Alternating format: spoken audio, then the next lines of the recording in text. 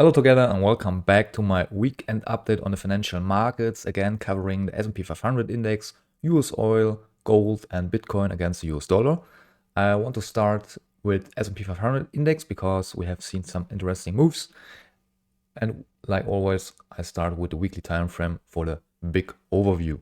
Before then I go to the daily and 4-hour time frame to see recent price action in more detail.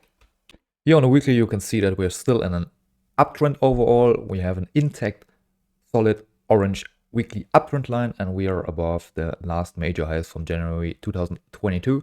We have seen so far in this uptrend one impulse to the upside, one correction, a second impulse, a second correction, a third impulse to the upside. And that was, in my view, only the midpoint, and that we would have to see another daily impulse to complete the weekly third impulse to the upside. That wasn't the case because 2 weeks ago on Monday, the bad news came in that the yen carry trade ended and that the Japanese central bank was rising rates, and therefore price of this asset collapsed to the downside till this point. And from there on, we have seen a V-shaped recovery.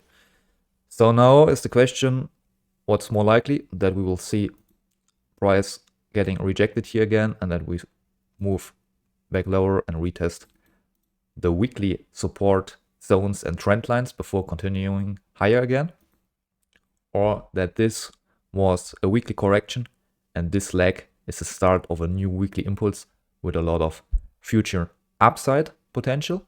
Therefore, to analyze that better, we want to drop to the daily time frame. On the daily time frame, you can see that I was able to draw a wide, solid downtrend line. That one got broken to the upside in this V-shaped recovery. Also, the daily MACD indicator is crossing bullish to the upside, and we created this price gap in price, which is normally support for price. So my major scenario now is that we will continue this bull trend and don't see this major downtrend back all the way back to the high of January 2022. It's not from the table, but it's definitely not the most likely scenario anymore. Therefore, what's my plan? For my plan, I want to see a retest of price, a break of the retest to the upside, and from there on, higher prices. That would be my daily trading setup. But for the specific data of this trade, I want to look with you on the forward time frame because there are two scenarios that this can play out. The first scenario would be that this was already high and that we will see a small ABC correction to the downside. ABC. Why do I think this will occur? Because we have a massive move to the upside, and at some point an uptrend also has to correct because price is moving in waves all the time, and the MACD indicator on the forward time frame also looked like it could reverse in the next couple of trading days. So that would speak all for a small correction. If we have this small correction, I want to trade the breakout above this last high to the upside. I want to open a long trade, place stop loss below structure, and from there on, right prices higher.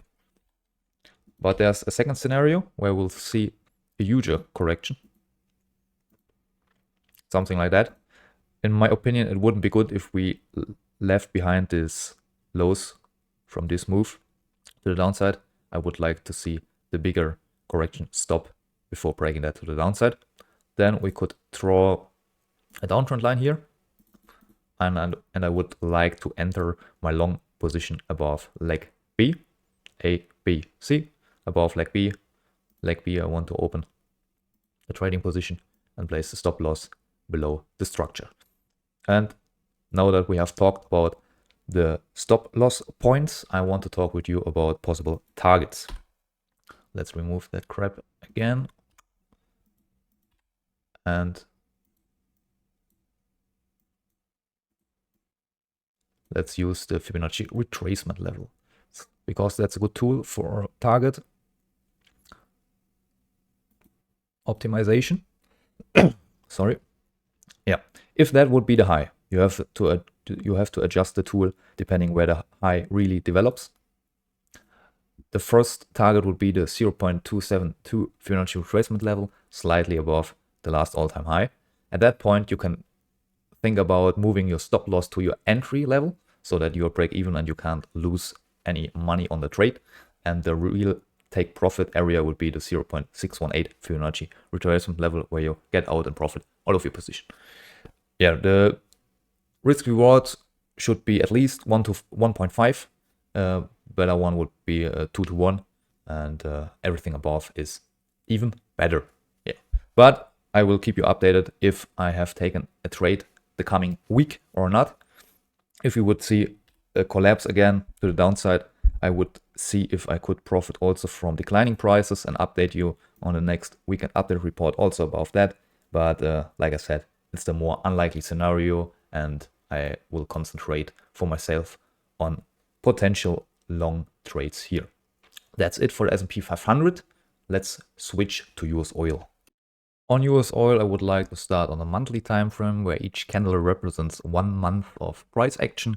We have a really clean red solid monthly downtrend line that got broken to the upside, and an often tested monthly support and resistance zone also in the color red. At the moment, price gets supported by the 200 moving average. If we drop down to the weekly time frame, we can see what price did after the break of this monthly downtrend line to the upside. We moved into a weekly consolidation. This solid orange downtrend line got broken to the upside and a couple times retested now around the level of this monthly support and resistance zone and the 200 moving average. If we drop down to the daily time frame, we can see that price moved at the end of this weekly consolidation into a kind of a daily triangle marked by this white dotted trend lines, and price seems to respect the line pretty often. So my expectation is that it will do that also in the future, till the point that we will see a real breakout, and the direction of this breakout will be the direction where I would like to trade, because that's normally or statistically the direction where price will continue moving in this direction. Yeah, here also we have seen a really big sell-off after the bad news on that Black Monday with the yen end of the yen carry trade and bad recession data from the US. And yeah, the expectation was that we have seen a breakout to the downside of this triangle, but the retest was not really a retest. It was also V-shaped recovery, and we moved back into the middle of this triangle. So not really bearish anymore, and also the MACD indicator crossed to the upside. If we drop down to the 4-hour time frame, you can see that I was able to draw a solid 4-hour downtrend line. That wasn't the line I was using for entering this trade you are seeing here. Like shown in the last report, this here was my downtrend line, and after the break of that, I entered a long trade. And also we have seen the lowest point of the move, then a high, a lower high, and then a higher high, and that was the reversal sign to me that price reversed, and I was going long with a stop loss below the lowest point of this movement. And I choose a 2-to-1 risk reward ratio, would give me a profit of nearly $4,000 in this account, or 4%. And I had a stop loss of 2%. So at this account balance, $2,000. Price moved into my favor, and after a certain point, I decided that the price was going so much in my favor that I don't want to lose anything on this trade if it then moves unexpected against me and will not be able to reach my take profit area. So I moved my stop loss to the entry point a little bit above it, so that my profit will cover my costs of the trade. Because here on the paper trading, you can see the account history and what I paid in commissions for this trade, and that will be covered if price decides to move against me. Yeah, otherwise the position is still in profit with 1.1%. And yeah, we will see if this secondary blue dotted downtrend line will be broken again to the upside, and that price will reach my take profit or move against me and stop me out.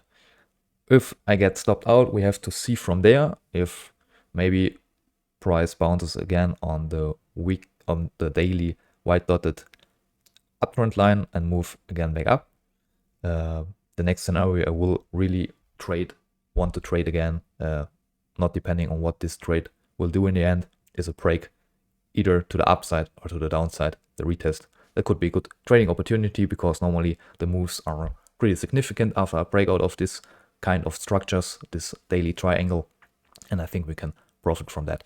I keep you updated on my next weekend update report about US oil, and let's hope that this one will be a take profit because plus 4% in the overall account would be looking pretty good.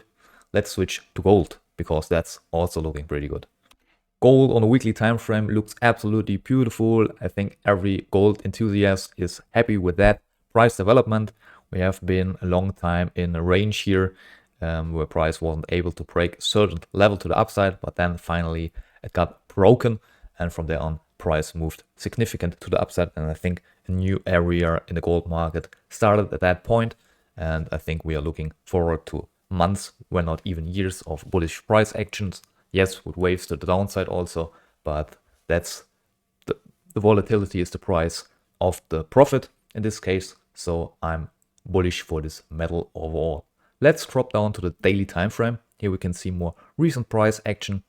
We had a white solid daily uptrend line, not broken. We have a secondary white dotted uptrend line, also not really broken to the downside. And we had this consolidation zone here that got broken to the upside. And then we had a little bit of a hard time here, moved inside some of a daily triangle. And yeah, now finally with the Friday wick or Friday candle, we closed daily above that, and that's a bullish sign again that will continue this uptrend. On the daily time frame, you can see my trade. My trade was simple. We have seen a pullback to this white dotted uptrend line, and I was trading with my alt account. Also this break to the upside. I closed it not in a loss, luckily, because we have seen this really fast sell-off. I was able to cut my losses there, and in this case slightly profit, but nothing spectacular, and I went out of the trade because the times have been uncertain and I wanted to look what the market is doing after this bad news scenario and wait till everything calms down a bit. After the calm down, I was able to draw this blue dotted 4-hour downtrend line, the second one, and after a break of that to the upside, I was convinced that the overall bull trend is still intact and that we'll see finally probably a breakout to the upside. And that wasn't the baddest idea. I placed my stop loss with 2% below the last major low, and my take profit, I used the Fibonacci retracements again for that. Slightly below 0.272 Fibonacci retracement level, there's my take profit at around 4.8% of my account balance, or $4,800. And after we reached this level here, I think it was, I decided to move also my stop loss to my entry point, so that I will be slightly in plus with my position, even if price decides to turn the direction by 180 degrees and stop me out here. That would also again cover my costs of the trade. So these two trades can only be winners or break-even trades, but no losers. That's really calming my mind and good positions to watch. Yeah, at the moment, completely with 5.1% or $5,100 in profit with this account. So yeah, it's looking good. I will continue ride this price higher to my take profit. Then I would expect nearby, maybe we will see even higher prices. That's possible, but I want to secure this profit at that point and close this trade, and then wait maybe for a pullback again, a correction, and maybe we will be able to trade this correction again to the upside. What should happen that I will get again bearish? That I will get again bearish. For that, I think we have to go back to the daily time frame, because if we see a break of this daily support and resistance zone here, that would be pretty bearish. We could see a move back to this daily solid uptrend line, and from there price recovery, and then the next start to the upside. That would be still fine for me. But if we see really a break below that one, that would mean that we will lose probably all the gains we have made since the breakout of this weekly resistance zone, and it will retest that area, and we have to start again bottoming out here and then start a new move or impulse to the upside. But that's far away. I would concentrate at the moment on long positions and not at short positions. And yeah, the trend is your friend, always remember that. And then not much can go wrong if you have proper risk management. That's it for gold. Let's switch to Bitcoin. Bitcoin, I want to start with a weekly time frame. We have made new all-time highs and we are definitely still in an uptrend overall. But yeah, MACD has crossed a long time ago to the downside and it's still moving lower. So the price, we have a broken weekly solid orange down uptrend line and price is still below that. I can only adjust this uptrend line if we see a new all-time high from here. So that would take a while. That's at least my guess. We probably have seen the low of this move, at least I hope so. That was also the bad news scenario where price collapsed inside one day and then directly moved back up higher. And yeah, we're also below a major resistance zone here. So yeah, it's at the moment difficult for price, but let's have a look at the daily time frame.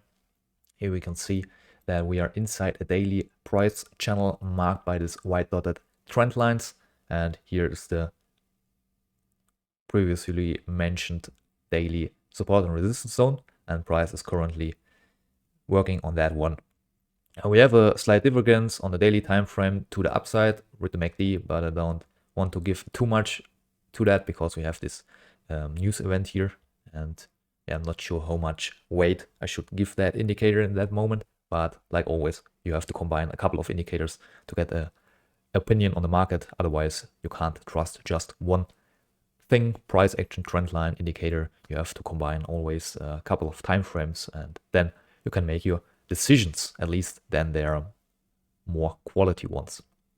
Yeah, my idea was on the 4-hour time frame that we will break this daily support and resistance zone to the upside, and also after this break of the solid 4-hour downtrend movement, then we will see a correction and then a break of the correction to the upside, and then continue higher prices at least to the upper band of the daily price channel. Yeah, my first trend line looked a little bit like that.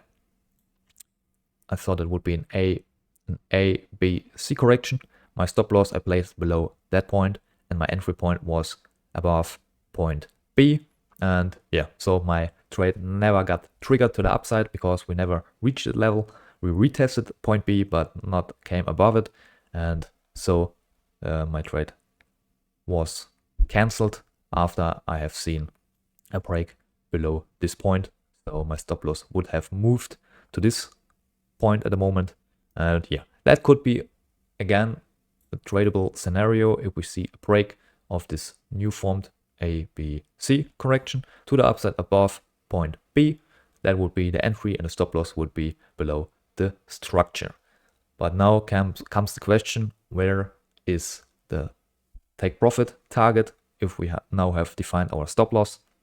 That's a difficult one, because if we say we want to get in after a break of point B and the stop loss is below structure, and we would say our next target is the upper band of this price channel, then we would only have a 1-to-2 risk reward ratio, and that's a bit less in my opinion, not enough. I want at least see a 1-to-5, 1.5 to 1 risk reward ratio that we could get if I would set a target to this daily support and resistance zone.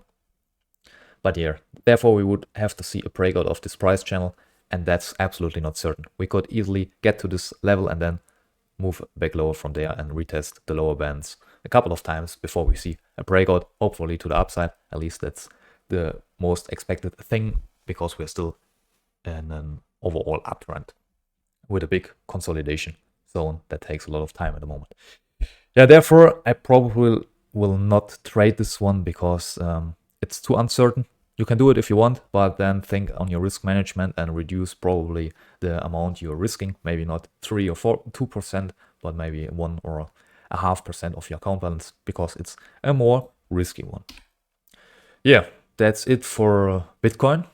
That's a possible trading setup, even if I'm at the moment not thinking that I will take that personally. And as long as we stay range bound in this price channel, there's nothing much to say. If we see a break to either the up or downside, I will update you on my next weekend report. And yeah, have a great start in the week, and we will hear and see us next time. Bye bye.